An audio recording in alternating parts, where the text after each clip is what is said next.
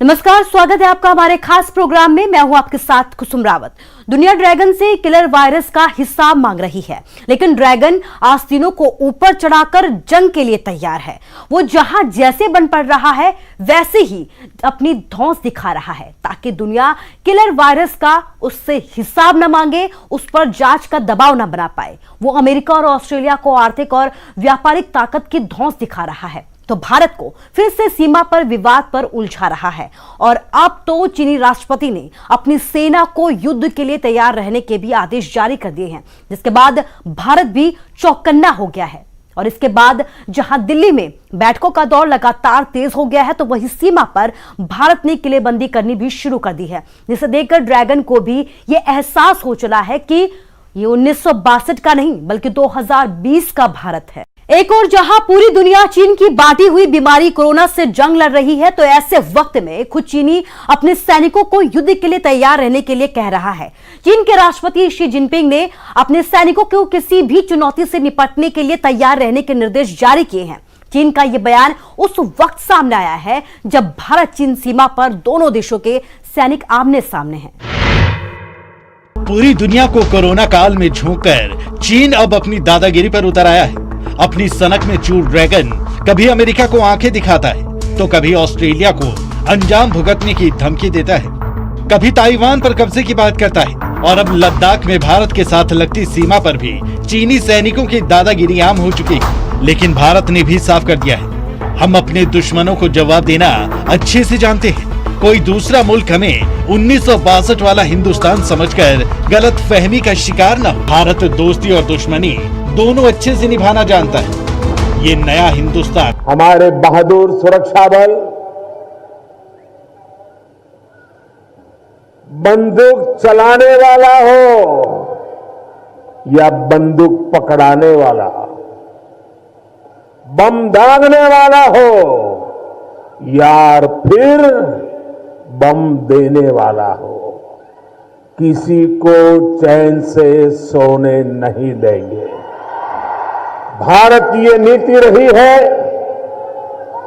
हम किसी को छेड़ते नहीं हैं। लेकिन मैं फिर साफ कर दूं कि नए भारत को किसी ने छेड़ा तो वो छोड़ता भी नहीं है। ये हमारे सुरक्षा बलों ने पहले भी कर दिखाया है और अब भी कोई कसर छोड़ी नहीं जाएगी।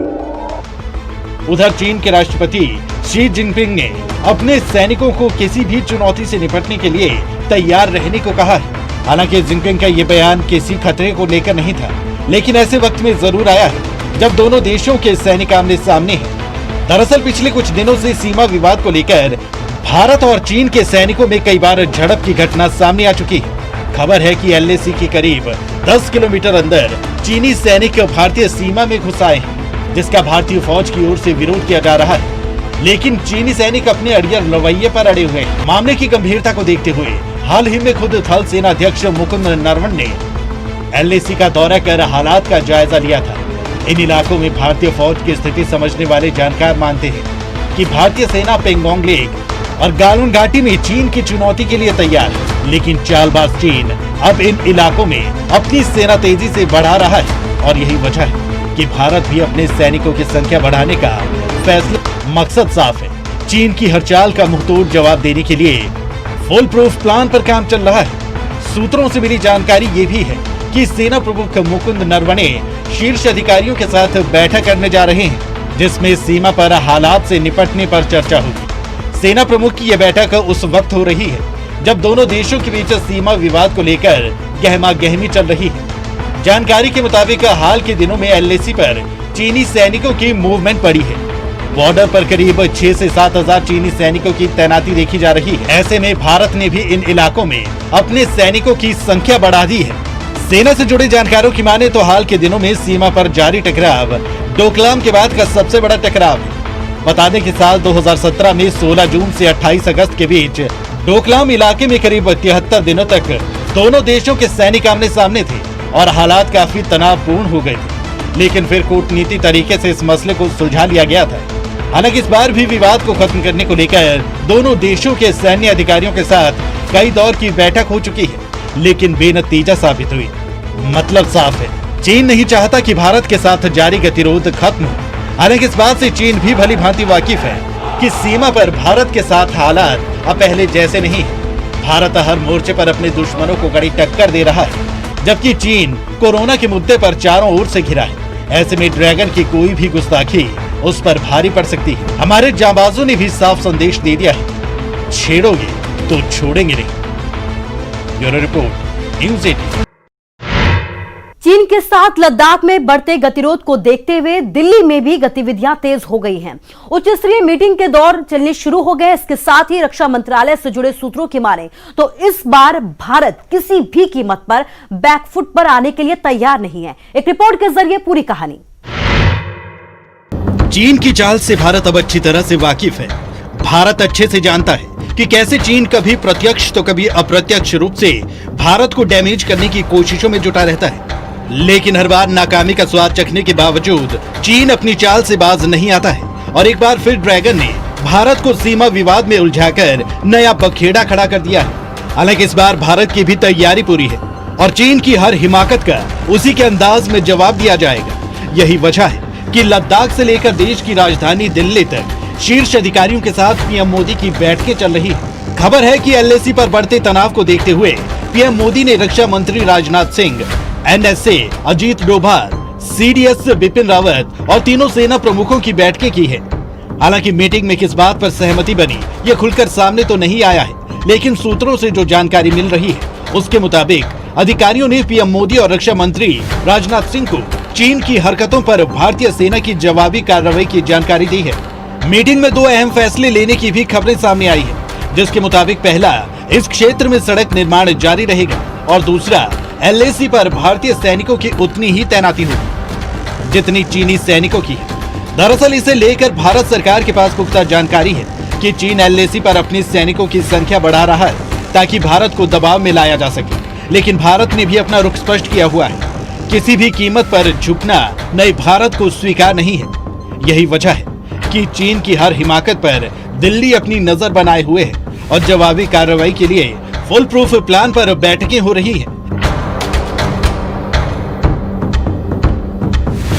दरअसल चीन विवाद की मुख्य वजह बॉर्डर पर भारत की ओर से बनाई जा रही सड़क को माना जा रहा है। चीन नहीं चाहता कि इन इलाकों में भारत की स्थिति मजबूत हो और यही वजह है कि ड्रैगन लगातार अपनी हरकतों से भारत को परेशान करने की कोशिशों में जुटा रहता है। लेकिन ड्रैगन ये भूल रहा है, ये 1962 का नहीं 2020 का हिंदुस्तान है जो अपने दुश्मनों से बदला लेना बखूबी जानता है। यहाँ आपको जानकर हैरानी होगी कि अपनी ताकत के गुरूर में चूर चीनी सैनिकों की मई महीने में 3 बार भारतीय सैनिकों के साथ झड़प हो चुकी है। तारीख 5 मई, जगह पूर्वी लद्दाख की पेंगोंग झील। शाम के समय पेंगोंग झील के उत्तरी किनारे पर फिंगर 5 इलाके में भारत चीन के करीब 200 सैनिक आमने सामने हो गए। भारत के सैनिकों ने चीन के सैनिकों की मौजूदगी पर एतराज जताया, लेकिन विवाद बढ़ता गया और अगले दिन सुबह दोनों देशों के सैनिकों के बीच झड़प हो गई। विवाद को बढ़ता देख दोनों ओर से आला अफसरों ने बातचीत कर मामले को शांत करवाया। तारीख 9 मई, जगह उत्तरी सिक्किम का नाकुला सेंटर। जानकारी के मुताबिक यहाँ भी भारत चीन के 150 सैनिक गश्त के दौरान आमने सामने हो गए थे। मामला इतना बढ़ गया कि दोनों सैनिकों के बीच जमकर मुक्केबाजी हुई। आपको यहाँ बता दें कि दोनों देशों के बीच हुए एक समझौते के तहत गोलीबारी नहीं होती है। हालांकि इस झड़प में दोनों ओर से कई सैनिकों के घायल होने की खबर है। बाद में अफसरों के दखल से मामला शांत किया गया। तारीख 9 मई, जगह लद्दाख। ये वही तारीख है जब दोनों देशों के सैनिकों के बीच आपस में झड़प हो रही थी। चीन ने लद्दाख में लाइन ऑफ एक्चुअल कंट्रोल पर अपने हेलीकॉप्टर भेजे थे। हालांकि खबर के मुताबिक चीनी हेलीकॉप्टर ने सीमा को क्रॉस नहीं किया था, लेकिन भारतीय एयरफोर्स ने हेलीकॉप्टर का जवाब फाइटर प्लेन से दिया। भारतीय फाइटर प्लेन को अपनी ओर आता देख चीनी हेलीकॉप्टर अपनी सीमा में दाखिल हो गया। चीनी सेना की ये हरकत उस वक्त देखने को मिल रही है जब भारत ने चीन की पीपल्स लिबरेशन आर्मी यानी पीएलए को गालवन घाटी में टेंट लगाने की घटना पर कड़ा ऐतराज जताया। बावजूद इसके चीनी सैनिक इलाके में तंबू लगाकर तनाव बढ़ा रहे हैं। जिसके बाद भारत ने कड़ा रुख अख्तियार करते हुए इन इलाकों में अपने सैनिकों की मौजूदगी बढ़ा दी है। Bureau report, news 18।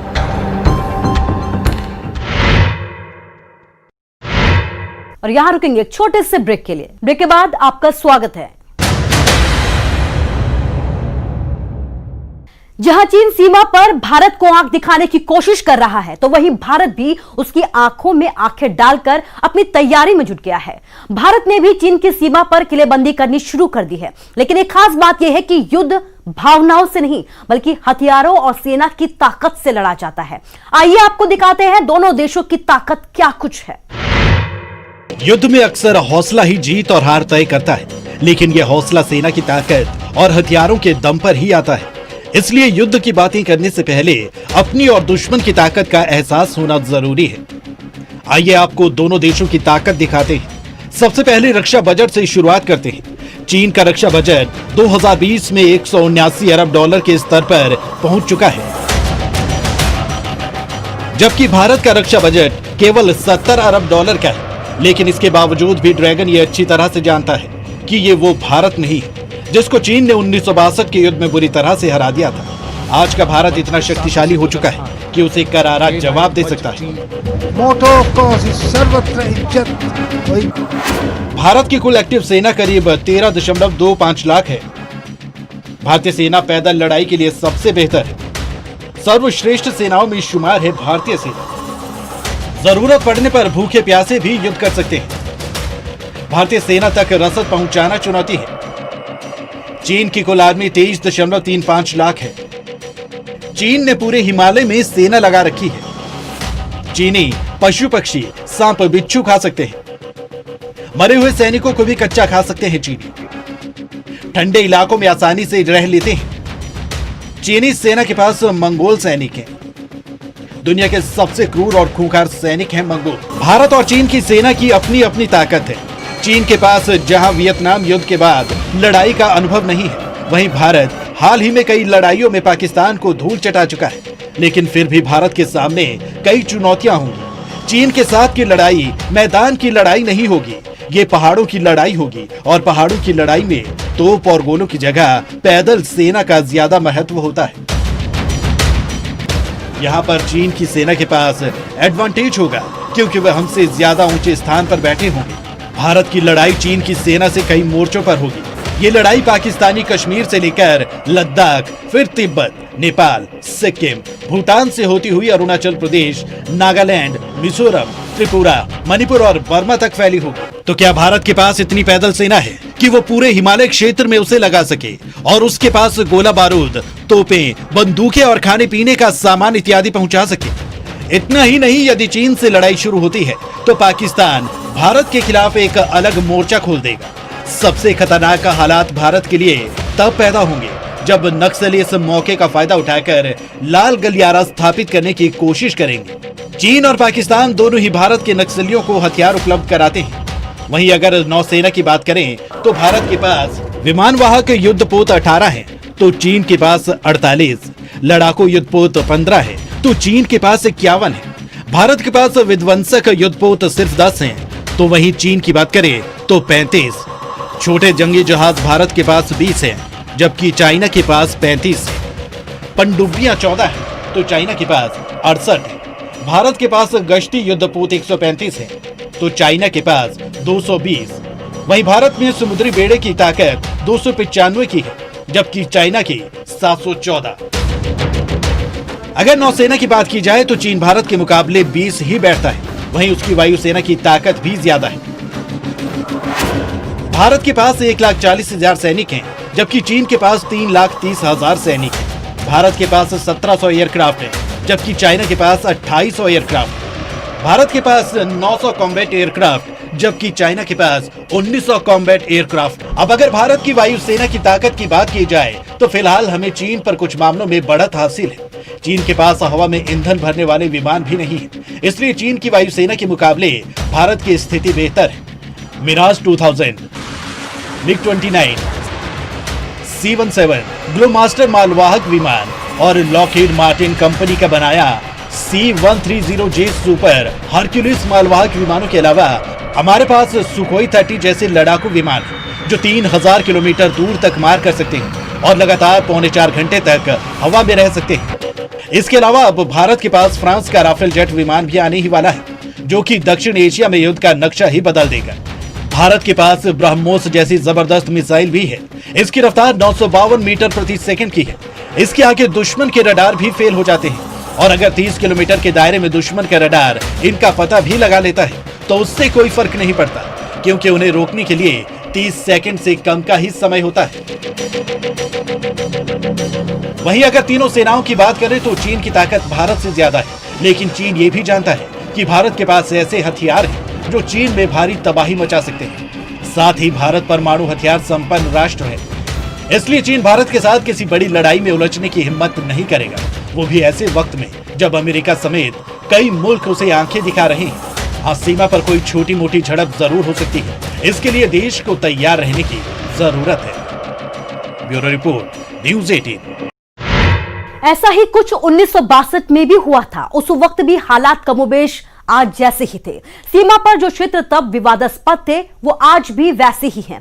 तब भी कुछ सैन्य विशेषज्ञों की तरफ से चीन से संभावित खतरों को देखते हुए चेतावनी लगातार जारी की जा रही थी, जिन्हें तब भी नजरअंदाज किया जा रहा था और वार्ताओं का दौर तब भी लगातार जारी था। सन 1962 एक ऐसा साल जिसे हिंदुस्तान कभी नहीं भूल सकता, क्योंकि ये वो साल था जब एक पड़ोसी ने भारत की पीठ में खंजर घोंपा था। ये वो दौर था जब हिंदी चीनी भाई भाई जैसे नारे भी खूब गूंजा करते थे, लेकिन तभी चीन ने भारत पर आक्रमण कर दिया। इसलिए 1962 का वो युद्ध आज तक एक रहस्य ही बनकर रह गया है कि आखिर चीन ने भारत पर आक्रमण क्यों किया था। तब से लेकर आज तक आई कई रिपोर्टों में और किताबों के जरिए 1962 के युद्ध को समझने में थोड़ी बहुत मदद जरूर मिलती है, लेकिन पक्के तौर पर आज भी नहीं कहा जा सकता कि चीनी हमले की वजह क्या थी। इतिहासकार रामचंद्र गुहा ने अपनी प्रसिद्ध किताब इंडिया आफ्टर गांधी में काफी विस्तार से उन परिस्थितियों का जिक्र किया है जिनके चलते पंडित जवाहरलाल नेहरू और तत्कालीन चीनी प्रधानमंत्री चाओ एन लाई की दोस्ती धीरे धीरे फीकी पड़ी और फिर दोनों देश युद्ध में उलझ गए। भारत और चीन के बीच तिब्बत का मसला कैसे आया, इन परिस्थितियों की शुरुआत गुहा ने 1950 के दशक के तिब्बत से की है। तिब्बत में चीनी सैनिकों का हस्तक्षेप लगातार बढ़ रहा था। इसके विरोध में 1958 में पूर्वी तिब्बत के खम्पा लोगों ने सशस्त्र विद्रोह छेड़ दिया। शुरुआत में खम्पा लोगों को कुछ सफलता भी मिली, लेकिन अंततः चीनी सैनिकों ने विद्रोहियों को समाप्त कर दिया। इसके बाद दलाई लामा को भी धमकियां मिलने लगी, उन पर खतरा बढ़ गया था। ऐसे में उन्होंने भारत में शरण लेने का मन बनाया। भारत उन्हें शरण देने को तैयार हो। प्रधानमंत्री नेहरू से मिलकर दलाई लामा ने उन्हें खम्पा विद्रोह के बारे में जानकारी दी। नेहरू ने दलाई लामा को बताया कि भारत तिब्बत की आजादी के लिए चीन से युद्ध नहीं कर सकता। साथ ही नेहरू ने यह भी कहा कि सारी दुनिया मिलकर भी तिब्बत को आजाद नहीं करवा सकती जब तक कि चीन ही पूरी तरह से नष्ट ना हो जाए। इस वक्त तक भारत और चीन के संबंध और कारणों से भी बिगड़ने लगे थे। इसी समय भारत सरकार को सूचनाएं मिलने लगी कि चीन सीमा के नजदीक बड़े पैमाने पर सड़क निर्माण कर रहा है। जुलाई 1958 में चीन की एक सरकारी पत्रिका चाइना पिक्टोरियल में कुछ विवादास्पद नक्शे छापे गए। इन नक्शों ने नेफा यानी नॉर्थ ईस्ट फ्रंटियर एजेंसी यानी आज का अरुणाचल प्रदेश और लद्दाख के बड़े इलाके को चीन का हिस्सा दिखाया गया था। दिसंबर 1958 में जवाहरलाल नेहरू ने चीनी प्रधानमंत्री को इस संबंध में एक पत्र लिखा और विरोध दर्ज कराया, क्योंकि 1956 में जब दोनों की मुलाकात हुई थी तो चीनी प्रधानमंत्री ने मैकमोहन लाइन को स्वीकारते हुए मान्यता देने की बात कही थी। तब दोनों इस बात पर भी सहमत थे कि भारत और चीन के बीच कोई भी बड़ा सीमा विवाद नहीं है। लेकिन 2 साल में चीन का रुख बदल गया। चाओ इन लाई ने कहा कि मैकमोहन लाइन ब्रितानी हुकूमत की विरासत है जिसे चीन कभी भी मान्यता नहीं दे सकता। इसी बीच दलाई लामा भारत आ गए। यहाँ से भारत और चीन के रिश्ते और भी ज्यादा बिगड़ने लगे। भारत चीन संबंध जिस तेजी से सीमा पर बिगड़ रहे थे, लगभग उसी गति से भारतीय जनता में भी चीन के खिलाफ माहौल बन रहा था। विपक्षी पार्टियों के दबाव में भारत सरकार ने सितंबर 1959 को एक श्वेत पत्र जारी किया। इसमें पिछले 5 वर्षों में चीन से हुए पत्राचार का पूरा ब्यौरा था। इस श्वेत पत्र के सार्वजनिक होने से भारतीय जनता को चीन द्वारा सीमा पर की जा रही गतिविधियों की पूरी जानकारी मिल गई। अगर ये श्वेत पत्र जारी नहीं हुआ होता तो भारत चीन सीमा विवाद को राजनीतिक या कूटनीतिक स्तर पर भी सुलझाया जा सकता था। लेकिन इनके सार्वजनिक होने के बाद जनता में चीन के प्रति आक्रोश था और तब राजनीतिक का हल ढूंढना चीन के सामने घुटने टेकने जैसा हो गया था। उस दौर में वीके कृष्णा मेनन केंद्रीय रक्षा मंत्री थे। वे प्रधानमंत्री के काफी करीबी माने जाते थे, लेकिन तत्कालीन सेनाध्यक्ष जनरल के.एस. थिमैया से उनके संबंध अच्छे नहीं थे। जनरल थिमैया का मानना था कि उनकी सेना को चीन से होने वाले हमले के लिए तैयार रहना चाहिए, लेकिन रक्षा मंत्री मेनन उनकी बात को नजरअंदाज करते रहे। मेनन को लगता था कि भारत को असल खतरा चीन से नहीं बल्कि पाकिस्तान से है, इसलिए सेना का बड़ा हिस्सा पाकिस्तानी सीमाओं पर ही तैनात था। 1960 में नेहरू ने चाउ एन लाई को भारत आने का न्योता दिया। इससे पहले जब 1956 में चीनी प्रधानमंत्री भारत आए थे तो उनका बड़ी गर्मजोशी से स्वागत किया गया, लेकिन 1960 में हिंदू महासभा ने चाउ एन लाई के विरोध में काले झंडे दिखाए। जहां 1956 में उनकी भारत यात्रा के दौरान हिंदी चीनी भाई भाई जैसे नारे दिए गए थे, वहीं इस बार ये नारे बदलकर हिंदी चीनी बाय बाय हो चुके थे। सीमा पर विवाद बना हुआ था। दोनों देश इस यात्रा और बातचीत के बाद किसी सहमति तक नहीं पहुंच पाए और 1962 के मई जून में अचानक सीमा पर गोलीबारी की घटनाएं बढ़ गई। चीनी सेना की कई टुकड़ियां भारतीय सीमा के भीतर घुस आई। भारतीय सेना के पास इनका मुकाबला करने के लिए ना तो पर्याप्त हथियार थे और ना ही सैनिक। भारत अब अमेरिकी मदद लेने की दिशा में बढ़ने लगा, लेकिन 22 नवंबर को अचानक ही चीन ने युद्ध विराम की घोषणा कर दी। इस युद्ध का अंत भी इसकी शुरुआत की ही तरह एक रहस्य था। नेफक ने चीन ने अपने सैनिकों को मैकमहन लाइन से पीछे कर लिया और लद्दाख क्षेत्र में भी वो उस स्थिति में वापस लौट गए जो युद्ध से पहले थी। चीन ने अचानक ही अपने सैनिकों को वापस बुलाकर युद्ध विराम की घोषणा क्यों की? इस सवाल के जवाब में भी सिर्फ कयास ही लगाए जाते रहे। अमेरिका और ब्रिटेन का भारत को समर्थन करना और हथियार भेजना भी एक कारण माना जाता है जिसने चीन को युद्ध विराम पर मजबूर कर दिया था। वहीं एक तर्क ये भी दिया जाता रहा है कि सर्दियों में वो सारा इलाका बर्फ से ढक जाता है। ऐसे भी चीन ज्यादा समय तक अपने सैनिकों को मदद नहीं पहुंचा सकता था, इसलिए उसके पास लौट जाने का ही विकल्प बचा था। ऐसे में सवाल ये है कि अगर चीन 1962 में आगे बढ़कर वापस लौट सकता है तो आज के हिंदुस्तान के सामने वो हमला करने की हिम्मत कैसे जुटा सकता है? लेकिन फिर भी भारत को ड्रैगन की शातिराना गतिविधियों को हल्के में लेने की गलती नहीं करनी चाहिए, क्योंकि जो पीठ में छुरा घोंप सकता है उस पर किसी भी तरह का भरोसा करना खतरनाक साबित हो सकता है। Bureau report, news 18। और फिलहाल के लिए इस खास पेशकश में बस इतना ही। नमस्कार।